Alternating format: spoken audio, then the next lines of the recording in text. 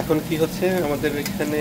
না, এটা capsicum saute করছি আমি। তুমি জাস্ট আমাকে জিজ্ঞেস করতে পারো ক্যাপসিকাম সর্টে দিয়ে কি করবে? আর এটা হচ্ছে আমি একটু ব্ল্যাক পেপার দিচ্ছি। আচ্ছা, ব্ল্যাক পেপারের পাউডার দিচ্ছি, হালকা লবণের ছিটা দিব। ক্যাপসিকাম সর্ট আমি পেঁয়াজ পাতা, সেলেন না,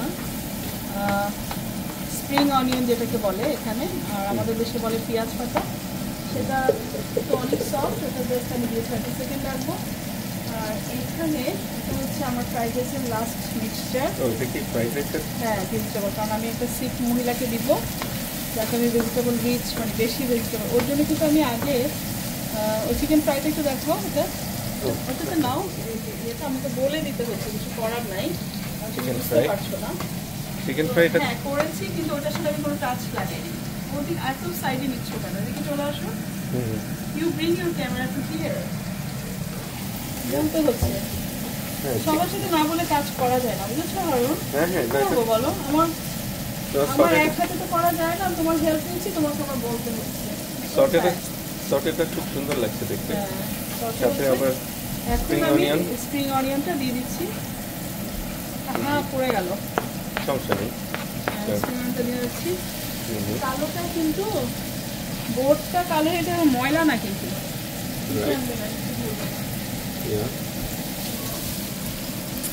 সটেটা কেমন লাগছে দেখতে? সটেটা খুব সুন্দর লাগছে। এটা আবার যখন তুমি ফ্রাইড রাইসের মধ্যে মিক্স করবে তাহলে একটা ডিফারেন্ট কালার পাবে, ডিফারেন্ট কালার লাগতেছে মাশাআল্লাহ।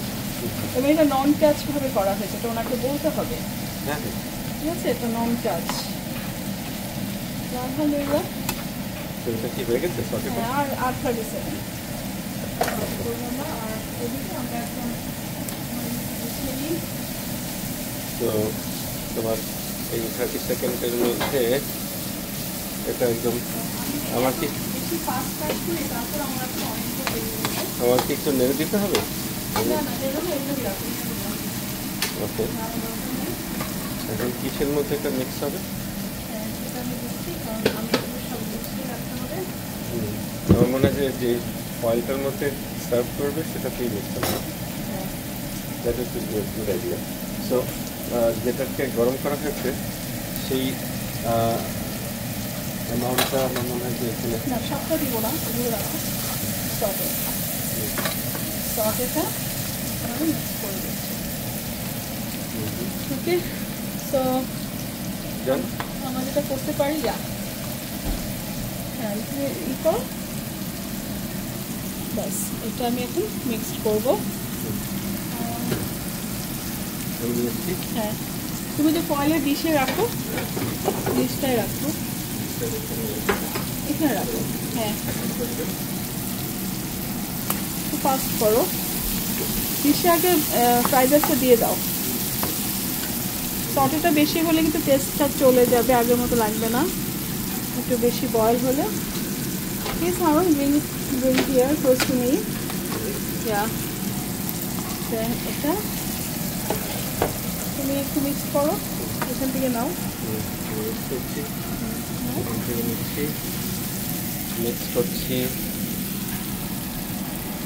আর নাও, খুব বেশি দেওয়া দরকার নেই, হালকা করে। না, আর না, হ্যাঁ এটা দাও, উপর দিয়ে হালকা করে দিয়ে দাও, ব্যাস। হচ্ছে আমার ফ্রাইড রাইসের ফাইনাল লুক এটা। আর ওইট হারুন, আর এটা হচ্ছে আমার ফ্রাইড চিকেন। খুবই সুন্দর লাগছে না, মানে অ্যারোমা, হ্যাঁ ফ্রেশ একটা সুন্দর মিলে, গোলমরিচ, সয়া সস, তারপর আর তেমন কিছু আমি দিইনি, একটু গার্লিকের একটা সুন্দর গন্ধ আসতেছে। আর এটা হচ্ছে আমার ফ্রাইড রাইস। হ্যাঁ, তো আজকে আমার রান্না আপাতত এখানেই শেষ। ভালো থাকবেন। আপনাদের ভালো লাগলে আপনারা রান্নাটা নিজেরা ফলো করতে পারেন। ফ্রাইড রাইস তো আসলে সবাই বানায়, এক একজন এক একভাবে বানায়, তো আমার বানানোর স্টাইলটা অনেকটা এরকম। তারপর আমি একা হাতে ভিডিও করেছি, যেটুকু পেরেছি আলহামদুলিল্লাহ সেটুকুই হয়েছে। আর আমার সঙ্গে থাকার জন্য অসংখ্য ধন্যবাদ। আল্লাহ হাফেজ।